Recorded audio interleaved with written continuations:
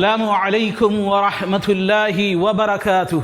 إن الحمد لله الذي نحمده ونستعينه ونستغفره ونؤمن به ونتوكل عليه ونعوذ بالله من شرور أنفسنا ومن سيئات أعمالنا من يهده الله فلا مضل له ومن يضلله فلا هادي له وأشهد أن لا إله إلا الله وحده لا شريك له وأشهد أن محمدًا عبده ورسوله.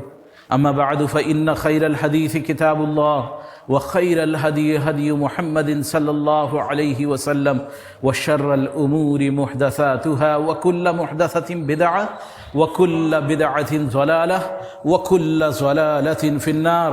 قال الله سبحانه وتعالى في القرآن المجيد والفرقان الحميد: أعوذ بالله العظيم وبوجهه الكريم وسلطانه القديم من الشيطان الرجيم من همزه ونفخه ونفسه. أقم الصلاة إن الصلاة كانت على المؤمنين كتابا موقوتا.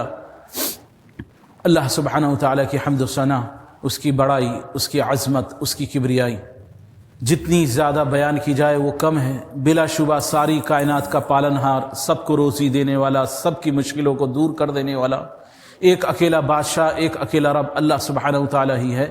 اور بے شمار درود و سلام ہو اللہ کے آخری نبی جناب محمد رسول اللہ پر، اور آپ کے آل و اصحاب پر، اور آپ کے متبعین پر، جو حق کے ساتھ آپ کی پیروی کرنے والے ہوں ان پر تا قیامت تک. یقینی طور پر اللہ سبحانہ وتعالیٰ کا تقوی، اس کا خوف، اس کی خشیت وہی چیز ہے جو انسان کو برائی سے بچاتی ہے، نیکی کی راہ پر لے کر آتی ہے. تو بہت زیادہ ضروری ہے کہ ہم اللہ کے تقوی کو، اس کے بن دیکھے، اس کے کہ کوئی نہیں دیکھ رہا مگر میرا رب دیکھ رہا ہے، یہ سوچ کر اس کی خشیت اپنے دل میں پیدا کریں. اور یہ تقوی ہی ہے جو نیکیوں پر ہمیں کھڑا کرنے میں مدد کرنے والا ہے. یہی تقوی ہے جو آخرت کے اندھیروں میں اور دنیا کے اندر گمراہیوں کی ضلالت سے نکال دینے والا ہے. انسان دنیا کی اس کی ضروریات اس کے ساتھ لگی ہوئی ہیں، کاروبار بھی ہے، کام دھندے بھی ہیں، گھریلو کام بھی ہیں، گھر بار بھی ہے، آرام بھی ہے، ساری چیزیں انسان کے ساتھ لگی ہوئی ہیں. ایسا نہیں ہے کہ انسان بالکل فارغ ہو. اور پھر یہ کہ عمومی طور پر یہی کہا جاتا ہے، جب کسی سے کہا جاتا ہے، کسی کو دعوت دی جاتی ہے، اور یہی غفلت چڑھتی چلی جاتی ہے، اور ذہن میں ایک خیال ہوتا ہے کہ جب ہم خالی ہو جائیں گے، جب وقت فارغ ہوگا، تب ہم اللہ اللہ کریں گے. میاں ابھی بہت ذمہ داریاں ہیں، ابھی بہت کام ہیں، مشغولی بہت ہے، مصروفیت بہت ہے. کمال اسی میں ہے کہ اسی مشغولیت میں رہ کر انسان انہی کاموں دھندوں کے اندر مشغول رہ کر وہی آرام جو اس کو روزانہ ضرورت ہے، اس آرام کے اندر رہنے کے باوجود اللہ سبحانہ وتعالیٰ کی اطاعت، اس کی فرما برداری کے لیے اپنے آپ کو فارغ کھڑا کر لے اپنے آپ کو اللہ کی بارگاہ میں. جب اس کی طرف سے منادی اذان دے تو اللہ کی بارگاہ میں دوڑا چلائے. یہی کمال کی بات ہے. ورنہ ایسا دن کبھی نہیں آئے گا کہ جب ہم بالکل سب چیزوں سے فارغ ہوں گے اور ہمیں کسی طرح کی کوئی دنیا کی فکر لائق نہیں ہوگی، جسمانی کوئی ضرورت ہمیں لائق نہیں ہوگی، نہ بھوک، نہ نیند، اور نہ کسی اور چیز کا تقاضا ہمیں ہوگا، پھر ہم اللہ کی عبادت کے اندر لگیں گے. ایسا وقت صرف تبھی آئے گا جب انسان کی روح اس کے جسم سے پرواز کر جائے گی، ورنہ موت سے پہلے ایسا وقت نہیں آئے گا. ہاں، فراغت کا وقت ملا، اس سے پہلے بھی فراغت کا وقت آیا. ہم نے کو بہت زیادہ وقت نہیں گزرا ہے لاک ڈاؤن کو دیکھا ہم نے، جو اس سے پہلے کہا کرتے تھے، جن کی زبانوں پر تھا کہ میاں جب فراغت ہوگی تو میں انشاءاللہ قرآن پاک کا ترجمے کے ساتھ ایک قرآن کم سے کم ختم کروں گا انشاءاللہ. ابھی مصروف ہوں، ابھی بہت زیادہ مجھ پر مصروفیات ہیں، ذمہ داری ہے، جسم کے بھی تقاضے ہیں، نیند بھی پوری نہیں ہوتی، کام دھندوں کے بھی تقاضے ہیں، ساری چیزیں ہیں. لیکن وہ وقت آ کے گزر گیا. کتنا ہم نے اس کے اندر اللہ کی طرف ہم چلے، کتنا ہمارا دل اللہ سے ان دنوں میں ڈرا، کتنا ہم نے اللہ کی طرف سے، اللہ سے اپنا تعلق جو پیدا ہونا چاہیے ایک مومن کے اندر، وہ تعلق پیدا کیا. الا ماشاء اللہ، بہت کم گنتی چنتی کے لوگ ہیں جنہوں نے ان اوقات کو، اس خالی اوقات کو جس میں بالکل خالی تھے، کوئی کام نہیں، کہیں جانا نہیں، کہیں آنا نہیں، ان خالی اوقات کو اللہ کی عبادت میں، اس کو راضی کرنے والے کاموں میں صرف کیا۔ ورنہ کیا حال رہا، کوئی کہنے کا، ذکر کرنے کا اس کی ضرورت نہیں ہے، ہر آدمی اپنے حال سے بخوبی واقف ہے۔ تو کمال اسی میں ہے کہ انسان اپنی مشغولیات میں رہنے کے باوجود اللہ سبحانہ و تعالیٰ کی اطاعت، اس کی فرما برداری کے لیے اپنے آپ کو تیار کر لے۔ اللہ سبحانہ و تعالیٰ نے دن و رات کے اندر 5 نمازیں فرض کی ہیں، یہ جانتا ہے، یہ ایک مسلمان بھی جانتا ہے اور ایک غیر مسلم بھی جانتا ہے۔ یہ نہیں کہا جا سکتا کہ جانتے نہیں، کسی غیر مسلم سے پوچھو تو وہ بھی بتا دے گا 5 نمازیں فرض ہیں۔ تو یہ 5 نمازیں جو فرض کی گئی ہیں، ان الصلاۃ کانت علی المؤمنین کتابا موقوتا، ان کو ان کے وقت مقررہ پر فرض کیا گیا ہے۔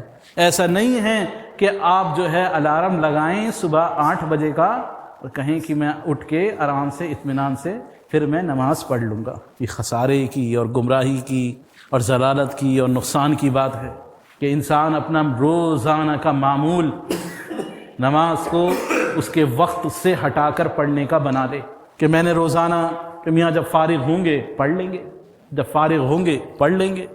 ایسا نہیں ہے۔ 5 وقتہ نمازیں ان کے وقت پہ، وقت مقررہ پر ایک وقت بتا دیا گیا ہے، اس وقت سے لے کر اس وقت تک، ان اوقات کے بیچ میں یہ نماز پڑھنی ہے۔ اللہ کے نبی صلی اللہ علیہ وسلم نے اس کی پوری کی پوری تعلیم فرما دی، اس کے پہلا وقت اور اس کا آخری وقت نماز پڑھ کے بتلا دیا کہ یہ دیکھو، یہ اس کا پہلا وقت ہے اور یہ اس کا آخری وقت۔ اب ہمارا معاملہ کیا ہے کہ ہم اس نماز کی اہمیت کو نہیں سمجھتے۔ تمام عبادات میں سب سے افضل ترین عبادت وہ نماز ہے، اور پھر عبادت کے اعتبار سے انسان کے اوپر جہاں اس نے کلمہ پڑھا اس پر فوراً نماز جو ہے اس کا پہلا وقت آتے ہی فرض ہو گئی۔ یہ فرض بھی ہے، قرض بھی ہے۔ جیسے قرض کا ادا کرنا ضروری ہے، ویسے ان فرض کا ادا کرنا بھی ضروری ہے۔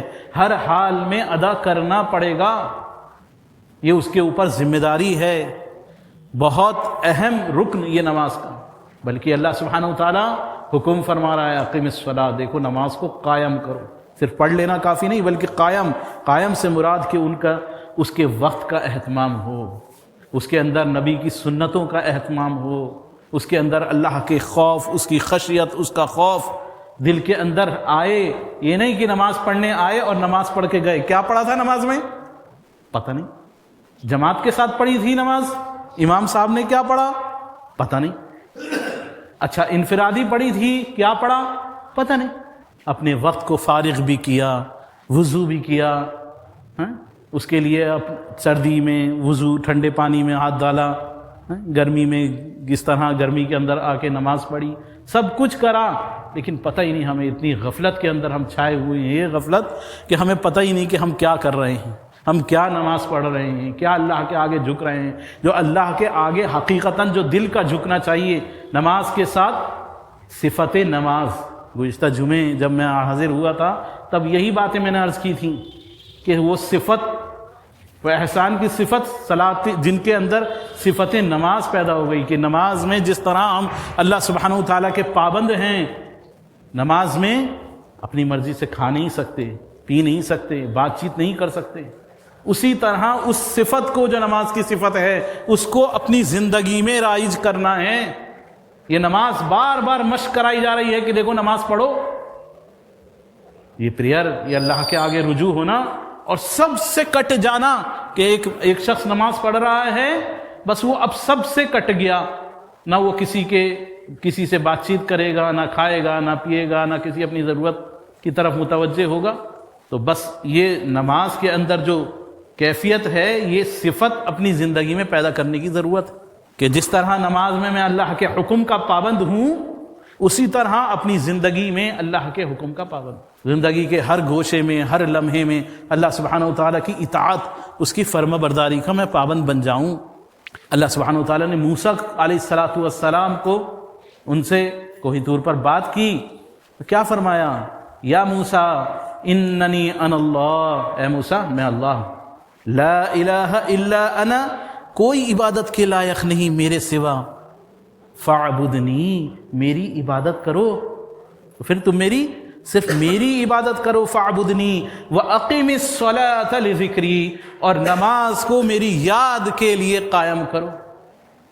اللہ کی یاد کے لیے نماز کا قائم کرنا، کہ نماز جو ہے ہمیں اللہ کی طرف رجوع کر دے، تو اس کے لیے دل کا ہدایت پر آنا، دل کا اللہ کی طرف متوجہ ہونا، اس کے کیا اسباب ہیں، کیا کریں کہ ہماری نمازیں حقیقتاً وہ نماز بن جائے، اور پھر ہم 4 وقت کے جو نمازی ہیں وہ 5 وقت کے نمازی بن جائیں، کیونکہ ایک نماز ساری نمازوں میں سب سے زیادہ بھاری ہے اور سب سے زیادہ مشکل ہے، اور وہ ہم جانتے ہیں کون سی نماز ہے، وہ نماز فجر ہے۔ فجر کی نماز بہت بھاری، نیند کا تقاضا، آرام کا تقاضا، ہر طرح کی سستی اس وقت پوری انسان کے اوپر ہوتی ہے، سب سے بھاری نماز۔ اس وجہ سے وہ کیفیت وہ کیوں نہیں پڑھ پاتے، یا اس کے وقت پر کیوں نہیں پڑھ پاتے؟ کیونکہ ہمارے ایمان کی کمزوری کی وجہ سے۔ اللہ کے رسول صلی اللہ علیہ وسلم نے آپ نے فرمایا منافقین پر 2 نمازیں بھاری ہیں، صلاۃ الفجر اور صلاۃ العشاء، یہ 2 نمازیں منافقین پر بھاری ہیں۔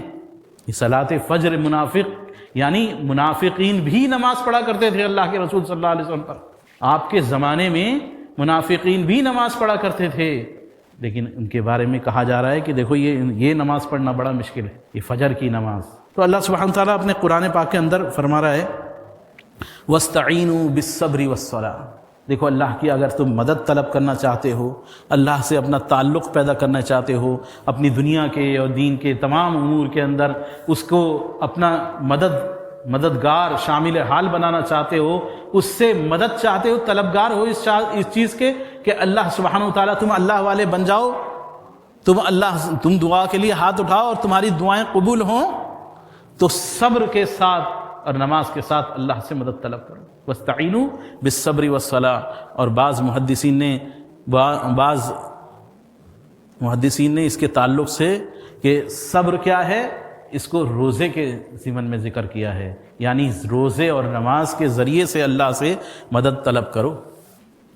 وَاسْتَعِینُوا بِالصَّبْرِ وَالصَّلَاةِ إِنَّهَا لَكَبِيرَةٌ إِلَّا عَلَى الْخَاشِعِينَ، یقیناً یہ بہت مشکل ہے، بہت زیادہ بھاری ہے، یہ نماز کا ادا کرنا جس کے ذریعے سے تم اللہ سے طلب کرو، مدد طلب کرو، یہ نماز جو ہے بہت زیادہ بھاری ہے۔ انہا لکبیرۃ الا علی الخاشعین، مگر خشوع والوں کے لیے، جن کے دلوں میں اللہ کا خوف ہے، جن کے دلوں میں اللہ کی خشیت ہے، وہ ان کے لیے یہ نماز بھاری نہیں ہے۔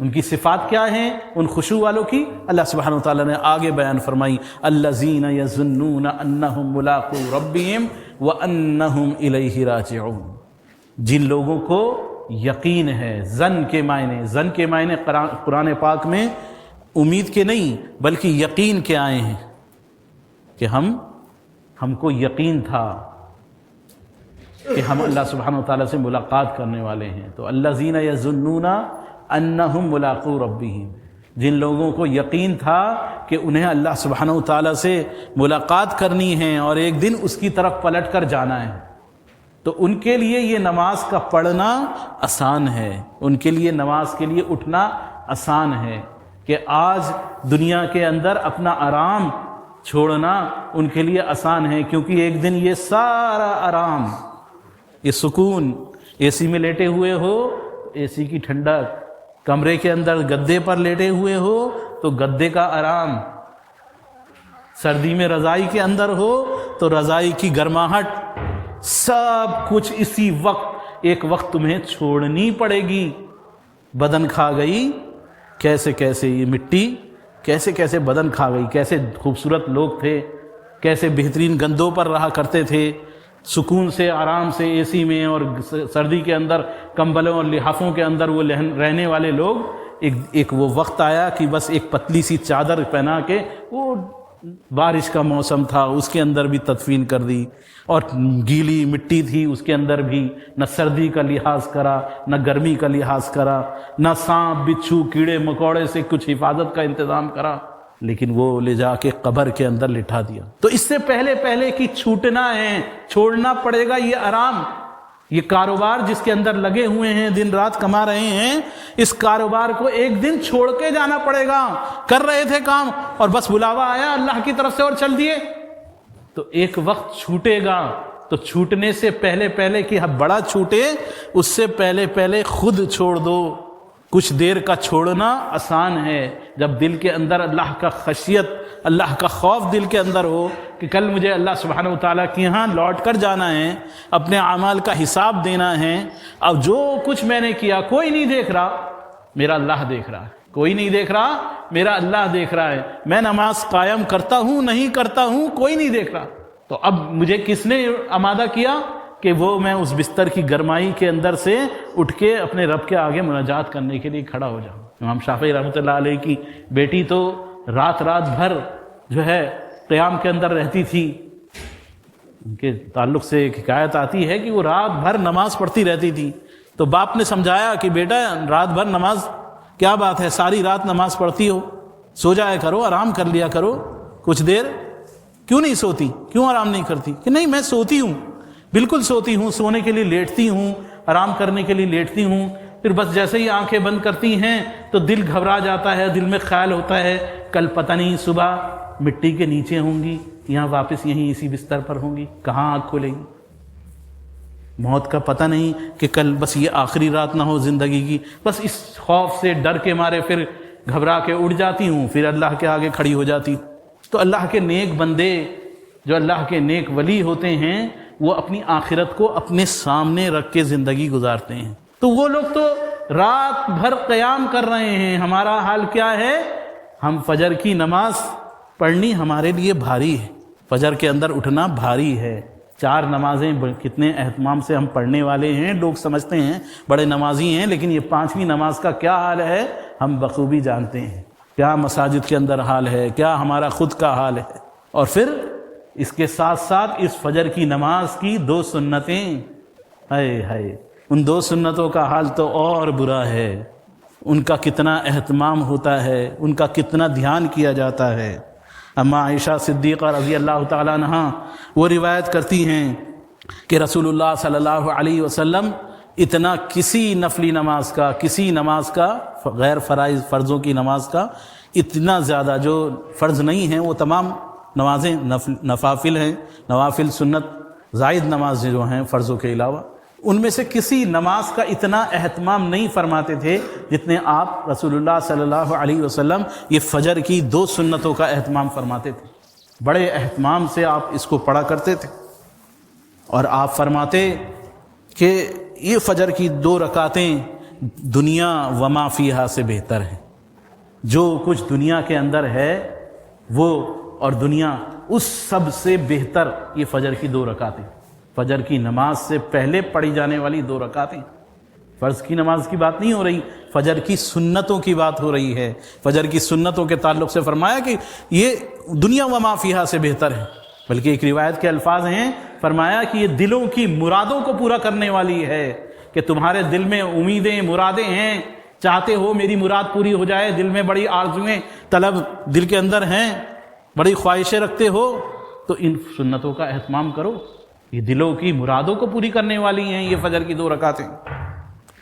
اور ابن حبان کی روایت میں ہے حضرت عائشہ صدیقہ رضی اللہ تعالیٰ عنہ وہ بیان فرماتی ہیں کہ اللہ کے رسول صلی اللہ علیہ وسلم کسی نماز کی طرف اتنی زیادہ تیزی سے یا اتنی رغبت سے نہیں دوڑتے تھے جتنی زیادہ ان فجر کی 2 سنتوں کی طرف دوڑتے تھے، یا کسی مال کے اندر، کسی غنیمت کے اندر، غنیمت کے مال کے اندر اتنی رغبت نہیں ہوتی تھی آپ کو جتنی اس 2 رکعتوں کے اندر آپ رغبت رکھا کرتے تھے۔ یعنی دنیا کا مال ہو یا عبادات کے تعلق سے ہو، ان سب میں بھی، نوافل میں بھی سب سے زیادہ جس کے طرف جو رسول اللہ صلی اللہ علیہ وسلم آپ رغبت رکھا کرتے وہ یہ فجر کی 2 سنتیں ہیں۔ ہمارا کیا حال ہے؟ ہمارا حال تو یہ ہے کہ میں ٹھیک ہے، جو یا تو نہیں پڑھ رہے تو نہیں پڑھ رہے، اور جو پڑھنے والے ہیں، جو فجر کے فرضوں کو جماعت کے ساتھ پڑھنے والے ہیں، ان کا حال بھی یہی ہے کہ آئے مسجد میں، یہاں جماعت کھڑی ہوئی ہے تو اب تو کچھ مساجد میں تو یہ حال ہے کہ میاں وہ فرض 2 سنتوں کا بڑی اہمیت ہے تو میاں وہی نماز پڑھ لی. منع فرمایا رسول اللہ صلی اللہ علیہ وسلم کہ کوئی نماز نہیں، جب تکبیر ہو جائے فرض نماز کی تو اس کے بعد کوئی نماز نہیں. تو کچھ کا حال تو یہ ہے کہ وہ اسی میں ہی اپنا جو ہے پڑھنے کی کوشش کرتے ہیں، اور کچھ کو یہ بات معلوم ہے کہ نہیں وہ حدیث بھی تو ہے جس میں اللہ کے رسول صلی اللہ علیہ وسلم نے کے سامنے کسی صحابی نے پڑھی ہیں اور آپ نے منع نہیں فرمایا، تو چلو بعد میں پڑھ لیں گے. ٹھیک ہے، رخصت ہے، اجازت ہے کہ آپ کی فجر کی آپ فرضوں کے وقت آئے، اس وقت جماعت کھڑی ہوئی تھی، آپ نہیں پڑھ پائے، بعد میں پڑھ لیں گے. بعد میں پڑھنے میں بھی کہاں معمول ہوتا ہے، بیٹھے تھے ابھی سلام پھیر کے یاد آیا کہ وہ فلانا کام تھا، چلو ابھی بعد میں پڑھ لوں گا، یا فلانی چیز یاد آ جاتی ہے یا کچھ ضرورت پیش آ جاتی ہے، انسان اٹھ کے چل دیتا ہے اور پھر وہ پھر تو فر ہو جاتی ہے، وہ بھی چھوٹ جاتی. لیکن یہ پڑھنا روزانہ کا معمول ہمارا بعد میں پڑھنا، یہ اس کا وقت تو نہیں ہے. فجر کی سنتیں بعد میں پڑھنا یہ اس کا وقت نہیں ہے. فجر کی سنتوں کی اہمیت وہ فجر سے پہلے ہی ہے. الارم لگایا تو الارم ذرا سا 5 منٹ اور پہلے جب دیکھ رہے ہیں روزانہ، چلو ایک بار کسی کے ساتھ کوئی تقاضا پیش آ گیا، کسی کو کوئی تقاضا پیش آ گیا، کوئی طہارت کی وجہ سے تھوڑی دیر لگ گئی، آج جو ہے فجر کی سنتیں جو ہیں وہ ہماری چھوٹ گئیں، لیکن روزانہ ہی وہ چھوٹ رہی ہیں، تو اس کا مطلب ہے وہ ہمارا الارم جو لگا ہوا ہے وہ 5 منٹ کا بعد کا لگا ہوا ہے، تو اس پہ مہربانی کر کے اسے 5 منٹ پہلے کر لیں. یہ قربانی ضروری ہے. یہ ہماری یہ نماز فجر کے اندر اس سنت کا اہتمام، ان فرائض کی فجر کی فرضوں کا اہتمام، یہ ہدایت کا راستہ ہے. اللہ سبحانہ وتعالیٰ فرما رہا ہے 21ویں پارے میں والذین جاہدوا فینا لنہدینہم سبلنا، جو ہمارے راستے کے لیے جد و جہد اختیار کرتا ہے، مجاہدہ اختیار کرتا ہے، ہمارے راستے کے لیے مجاہدہ اختیار کرتا ہے، والذین جاہدوا فینا لنہدینہم سبلنا، اس کے لیے ہم ہدایت کے راستے کھول دیتے ہیں، اس کو ہم راہ سجاتے ہیں. تو ہماری ہدایت کا راستہ ہے یہ فجر کی نماز ایسی نہیں ہے کہ ہر کون سا مجاہدہ اختیار کر رہے ہیں، کون سی چیز میں ہم ایسا ہے ذرا نفس کو مارا، اس سے جہاد کیا، کہاں معاملہ ہے. بس خواہشات کی پیروی، تھوڑی سی نیند اور پوری ہو جائے، وقت پہ اٹھ جائیں گے یا بعد میں اٹھ جائیں گے. ایک معاملہ تو یہ ہے کہ ہم نے الارم لگایا نہیں لگایا، کچھ کا معاملہ تو یہی ہے کہ میاں سیدھا الارم ہی بات کا لگاؤ، تو بہت ہی خرابی کی بات ہے. لیکن یہ کہ الارم لگایا تھا اب نہیں کھلی آنکھ، تو اللہ کے رسول صلی اللہ علیہ وسلم نے آپ نے کوئی اس پر جرم نہیں ہے. آدمی کی غفلت اتنی زیادہ تھی ایک وقت میں اس پر نیند کا اتنا زیادہ خمار تھا، نہیں کھل پائی آنکھ. تو آپ نے فرمایا کہ اگر کوئی بھول جائے، بھول سے رہ جائے، بھول گیا، کسی کام میں مشغول تھا، بھول گیا نماز کے تعلق سے، یا غفلت تھی اس وجہ سے فجر میں نہیں اٹھ پایا، بہت زیادہ نیند طاری تھی، ہوش ہی نہیں رہا، لیکن اب ہوش آ گیا ہے، اب آنکھ سے آدمی اٹھ گیا ہے، تو اب کیا کرنا ہے؟ سب سے پہلا کام وہ کیا کرے؟ اللہ کے رسول صلی اللہ علیہ وسلم نے آپ نے حکم فرمایا کہ وہ سب سے پہلے نماز کی طرف چلے، طہارت وغیرہ سے فارغ ہو کے سب سے پہلے. یہ نہیں کہ ابھی ہم جو ہے تھوڑا سا چلو واٹس ایپ چیک کر لیں، تھوڑا سا اخبار پڑھ لیں، تھوڑی ادھر ادھر کی بات کر لیں، تھوڑا تیار ہو جائیں، اپنا نکلیں گے کاروبار کے لیے تو وہیں مارکیٹ کی مسجد میں وہیں پڑھ لیں گے یا وہاں پڑھ لیں گے. نہیں، بس اب بیدار ہو گئے ہو کہ اب ہماری چھوٹ گئی ہے تو میاں اس کو چھوڑنی نہیں ہے. چھوٹ گئی ہے ایک بار، 2 بار چھوٹ گئی ہے تو اللہ سے توبہ استغفار کرے انسان کہ اللہ معاف کر دے مجھے، تاکہ ندامت تو ہو دل میں، تھوڑی ندامت تو ہو کہ میری نماز چھوٹ گئی ہے، افسوس تو ہو کہ نہیں. افسوس ہی نہ ہو دل میں تو پھر کیا آگے انسان اپنا جو ہے آگے اس کے اندر کوئی اصلاح کا پہلو باقی رہے گا. ندامت کے ساتھ وہ جلدی سے پہلی فرصت میں وہ نماز کی طرف متوجہ ہو، نماز سے فارغ ہو کے باقی کام کرنے، ناشتہ وغیرہ سب چیزیں بعد میں کرنی ہے، مجھے سب سے پہلے نماز کی فکر کرنی ہے. تو نماز کا اہتمام حد درجے ضروری ہے، اور اس کے لیے مجاہدہ کرنا، اس کے لیے تکلیف اٹھانا، برداشت کرنا ضروری ہے. اور یہ مجاہدہ، یہ تکلیف، اس پر اللہ کے اجر ہے. کل قیامت والے دن قبروں سے مٹی جھاڑتے ہوئے لوگ کھڑے ہوئے ہوں گے اور اللہ کی حمد بیان کریں گے. آج ہمارا معاملہ کیا ہے؟ آج ہم بیدار ہوئے ہیں تو فوراً اللہ کے ذکر کی طرف مشغول ہوں. وہ تو شیطان روزانہ رات کو آتا ہے اور ایک گرا گردن پہ لگا جاتا ہے، کہتا ہے ابھی رات طویل ہے، سو جا اور آرام کر اور آرام کر، وہ سلاتا ہے. یا پھر اس کی نماز کی خرابی کے اسباب ہم نے خود ہی پیدا کر رکھے ہیں. یہاں رات تو جوان رہتی ہے ہمارے علاقوں میں، عشاء کے بعد تو دن نکلتا ہے، رات کو 12-1 بجے تو کوکر کی سیٹی بولتی ہے گھر میں. کب ہم سوئیں گے، کب جاگیں گے، فجر میں اٹھیں گے کب، جب رات کو سوئیں گے ہی نہیں. اللہ کے رسول صلی اللہ علیہ وسلم نے ناپسند فرمایا ہے، سب سے ناپسندیدہ چیز ہے یہ کہ عشاء کے بعد باتیں کرنا. لیکن ہمارا یہ ہوتا ہے کہ بھائی جس کا واٹس ایپ چیک نہیں کرا تو چلو واٹس ایپ دیکھ لیں، تھوڑا سا اور ادھر ادھر انٹرٹین ہو جائیں، تھوڑی اس سے گپ شپ کر لیں تھوڑا یہ وقت.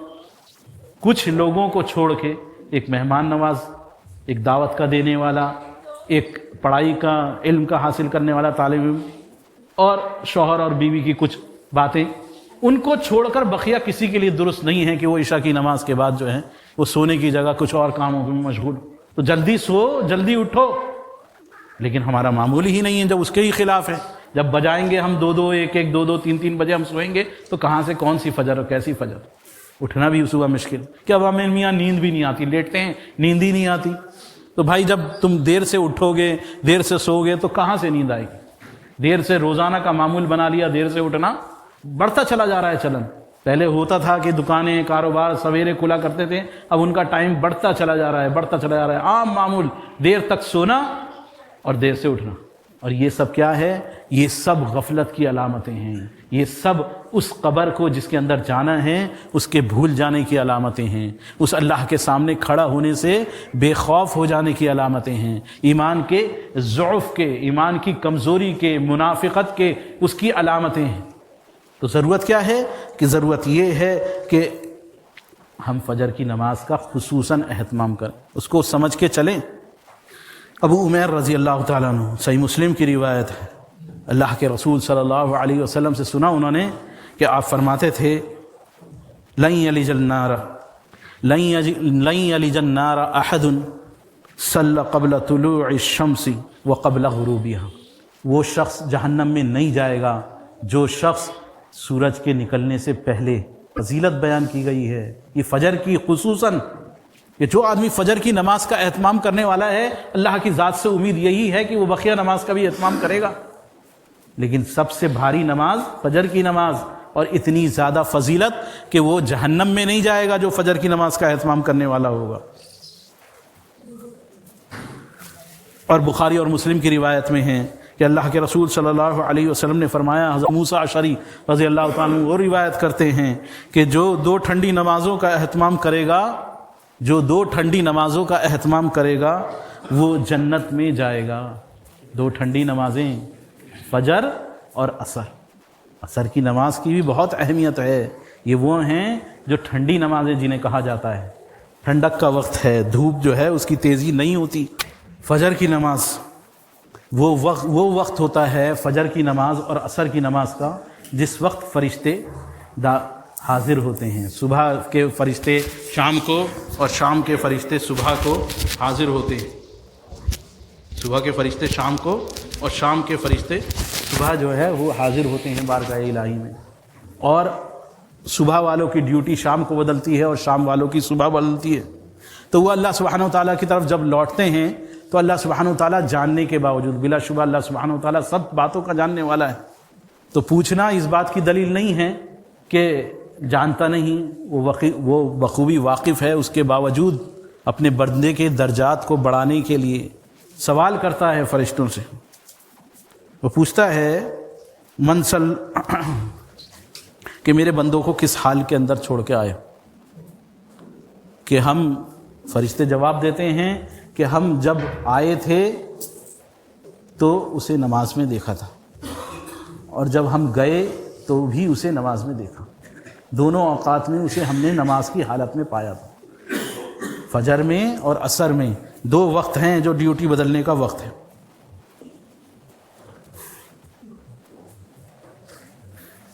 تو بات یہی ہے حقیقتاً صحیح معنی میں کہ یہ فجر کی نماز، اس کی اہمیت بہت زیادہ ہے. اس کا اہتمام ہمیں حد درجے جتنا ہو سکے اتنا کرنے کی کوشش کرنی چاہیے. لیکن ہمارا حال کیا ہے؟ ہم کتنے زیادہ ان غفلتوں کے اندر پڑے ہوئے ہیں. نمازوں سے دوری وہ تو ہے ہی، علم سے بھی بالکل خالی ہے.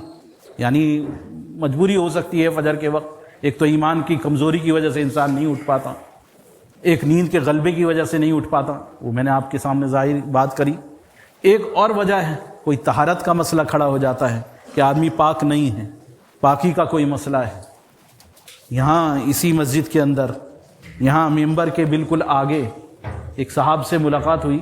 ہم دنوں میں تراویح سناتا تھا، ان دنوں ایک صاحب سے، ان کے اہلیہ سے، اہل خانہ نے ملاقات کی. تو یہاں ہر وقت مطلب 5 نمازیں یہاں اہتمام سے پڑھنے والا، خطبے کو بہت اہتمام سے سننے والا وہ شخص، اس سے ان کو اس بات پر تعجب ہوا کہ اچھا تو کیا غسل بھی کرتے ہیں؟ کوئی غسل جنابت بھی کوئی چیز ہوتی ہے؟ یعنی ہمارے مسائل کا، اختلافی مسائل اور کتنے جھگڑے ہیں، ان سے ہی فرصت نہیں ملتی. کیا کہیں آج نہ تو ہمارے پاس وقت ہے جمعے کے لیے کہ کسی طرح جمعے کی نماز آخر میں بھاگتے دوڑتے پڑھ لیں. بھائی خود اپنے اندر جستجو، کیونکہ آخرت میں اللہ کے سامنے کھڑا ہونا ہے، علم کو حاصل کرنے کی ہم جستجو تو کریں. زندگی گزر رہی ہے پوری اور پتہ نہیں ہے کہ طہارت کیا چیز ہے. کہ ہاں جمعے کا غسل کا تو سنا تھا، اس کے علاوہ بقیہ میاں بیوی اگر ملاقات کریں تو کوئی غسل ضروری ہوتا ہے، ایسا ہمیں پتہ ہی نہیں ہے. نمازیں پڑھ رہے ہیں اہتمام سے، روزے رکھ رہے ہیں، ساری عبادت چل رہی ہے اور یہی چیز نہیں پتہ. تو کون ذمہ دار ہے اس کا؟ جہاں ہم ذمہ دار ہیں وہاں عوام بھی ذمہ دار ہے. کہ آخر کیوں کوشش نہیں کرتے ہم دین کو سیکھنے کی، اپنی نمازوں کو درست کرنے کے لیے؟ نمازوں کے اندر کیا ضروری ہے، کیا پاکی ضروری ہے، کیا چیزیں ضروری ہیں، لیکن اس کی طرف ہماری غفلت دن بدن بڑھتی چلی جاتی ہے، اور اللہ سے دوری وہ بڑھ رہی ہے اور ہدایت سے دور ہو رہے ہیں. کس وجہ سے؟ کہ نماز جو ہے وہ بس اپنی چاہت سے پڑھ رہے ہیں. سورہ مریم میں اللہ سبحانہ و تعالیٰ فرما رہا ہے فخلف من بعدہم خلف. اس کے بعد ایسے ان انبیاء کا ذکر فرمایا، انبیاء علیہ الصلوۃ والسلام کے ذکر کے بعد اللہ سبحانہ و تعالیٰ فرما رہا ہے فخلف من بعدہم خلف. ان نیک لوگوں کے بعد ایسے ناخلف، ایسے نالائق لوگ پیدا ہوئے. فخلف من بعدہم خلف اضاعوا الصلاۃ، جو نمازوں کو ضائع کرنے والے تھے. واتبعوا الشہوات، اور وہ اپنی شہوتوں کی، اپنی خواہشوں کی پیروی کرنے والے تھے. فخلف من بعدہم خلف اضاعوا الصلاۃ واتبعوا الشہوات فسوف یلقون غیا. تو ایسے لوگوں کے لیے جہنم کا ایک گڑا غی تیار کیا گیا ہے.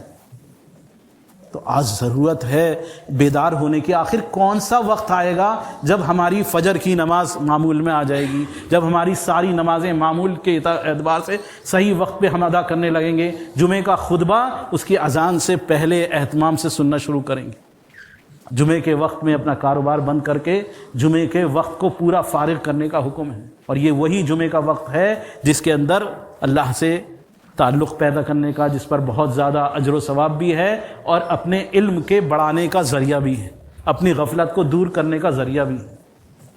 تو کون سا وقت آئے گا؟ اللہ سبحانہ وتعالیٰ قرآن پاک میں فرما رہا ہے الم یعن للذین آمنوا ان تخشع قلوبہم لذکر اللہ. کیا ابھی وہ ایمان والوں کے لیے وہ وقت نہیں آیا ہے کہ ان کے دل اللہ کی خشیت سے، اس کے خوف سے، اس کے ذکر سے ڈر جائیں؟ تو کون سا وقت آئے گا؟ کیا جس وقت ملک الموت کا فرشتہ ہماری روح کھینچ کے لے جائے گا اور بس ہمارے پاس اعمال کرنے کا موقع نہیں رہے گا، تو کیا اس وقت کہیں گے کہ واپس دنیا میں بھیج دو؟ جمعے کے دن صبح فجر میں الف لام میم سجدہ پڑھی جاتی ہے، اس کے اندر آیت ہے، اس کے اندر اللہ سبحانہ وتعالیٰ فرما رہا ہے کہ وہ نیکوکار لوگ یا بدکار لوگ وہ جب دنیا سے چلے جائیں گے تو اس کے بعد حسرت کریں گے کہ ہمیں دنیا میں واپس بھیج دے، ہم دوبارہ سے نیک عمل کر گے، ہم دوبارہ سے نیک کام کریں گے، ہم دوبارہ سے نیکیوں کے کام انجام دیں گے.